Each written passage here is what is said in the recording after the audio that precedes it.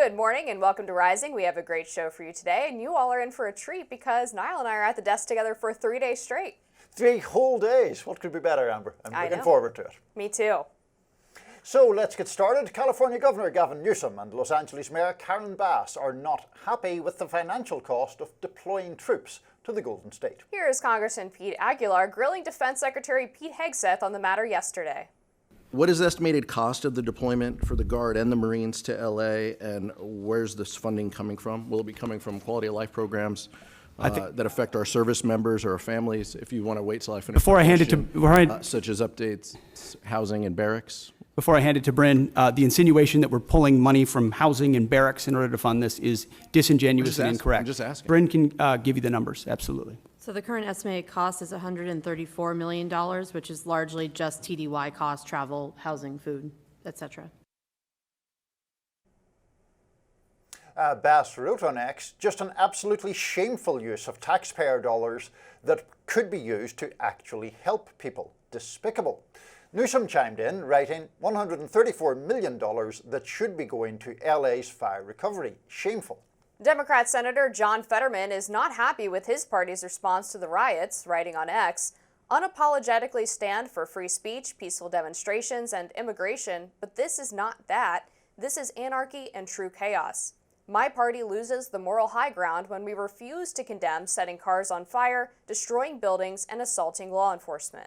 The LAPD says it has arrested at least 378 people and that law enforcement has started making, quote, mass arrests. There is also a curfew in place in Los Angeles from 8 p.m. to 6 a.m. and that covers an area of around 1 square mile. Lots to talk about here, Amber. I would first of all push back against John Fetterman. Nothing unusual with that. I'm often pushing back against John Fetterman.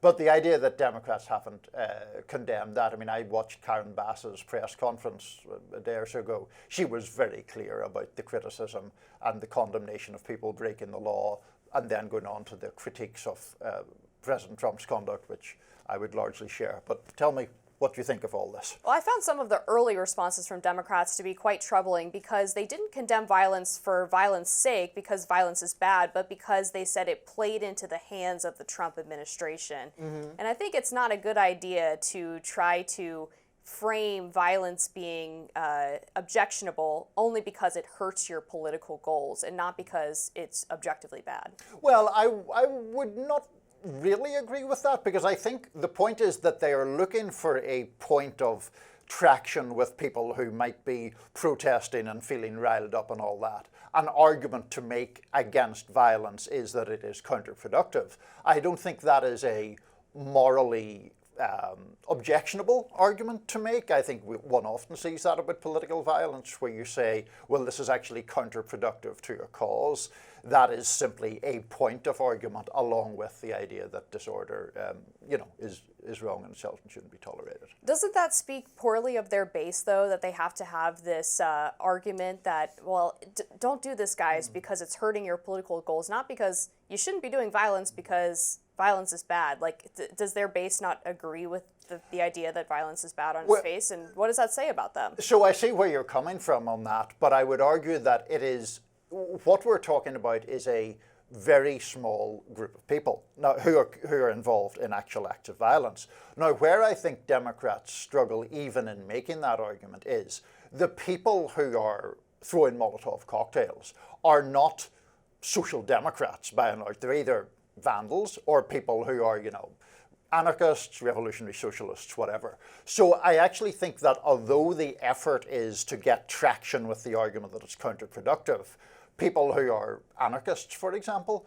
aren't going to listen to anything Democrats say because anarchists have a different view of the whole society and actually wish to inflame matters further. So in that sense, I think it is a difficult situation for Democrats because they are being held in a sense responsible, or Trump is seeking to hold them responsible for the actions of people over whom they have no control. We should probably get into some of these arguments against the Trump administration sending in the National Guard, as well as now members of the Marines. Some have focused on the cost of doing so, which I find a bit silly. I mean, there wouldn't be the requirement to send troops in if people weren't rioting and if the local police were capable of handling the situation, which according to all the videos that came out over the weekend, they weren't capable of doing. And although obviously $134 million is a lot of money, the idea that this would be a significant portion of fire recovery or Medicaid programs or SNAP programs is a little out of pocket. The other argument they've made is that Trump doesn't have the authority to do so, which is obviously not correct. Even Biden's former Pentagon spokesperson said in a recent television hit that he absolutely has the legal authority to do this. This is part of the president's purview. Pete Hegseth gave a similar answer during his congressional testimony yesterday, but wanted to get your reaction, Niall, to some of the pushback on Trump for sending in the troops. So a few things. Firstly, in relation to authority, I think that is one of the weaker Democratic arguments. My reading of the law is that he does have authority.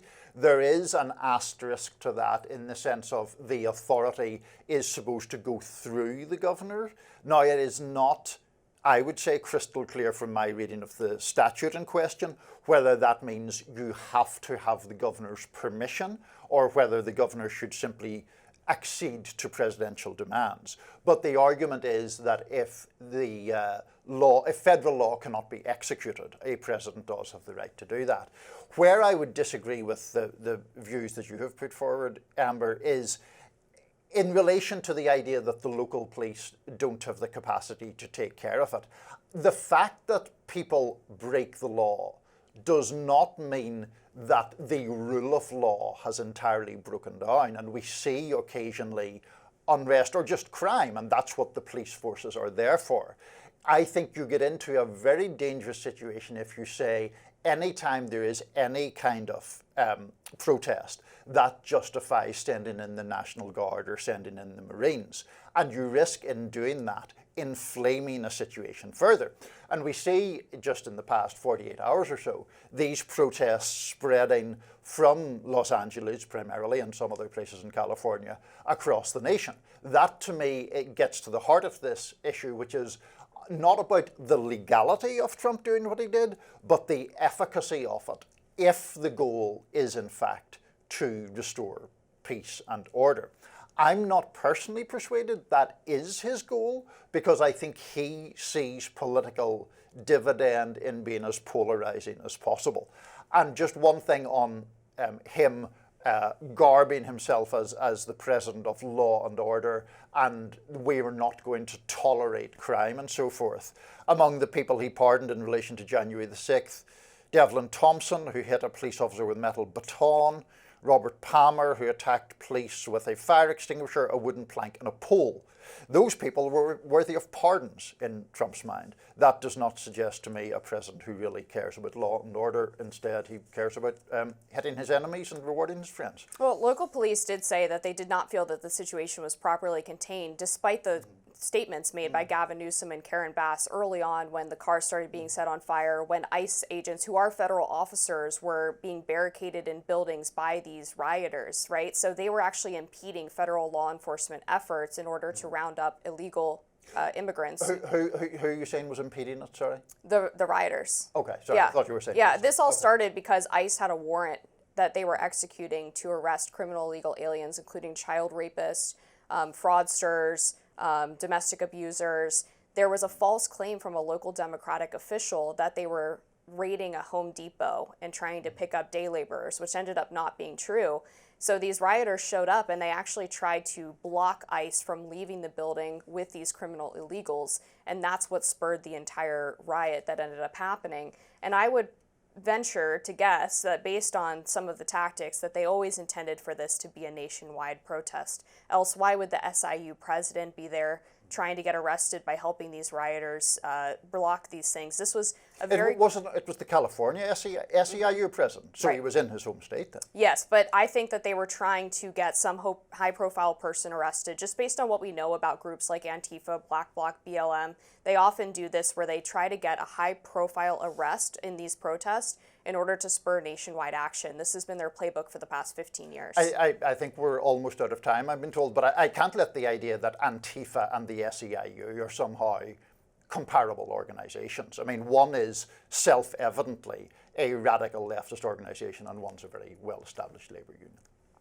Oh, unfortunately, we're out of time. Does Elon Musk regret lashing out at President Trump? That's next.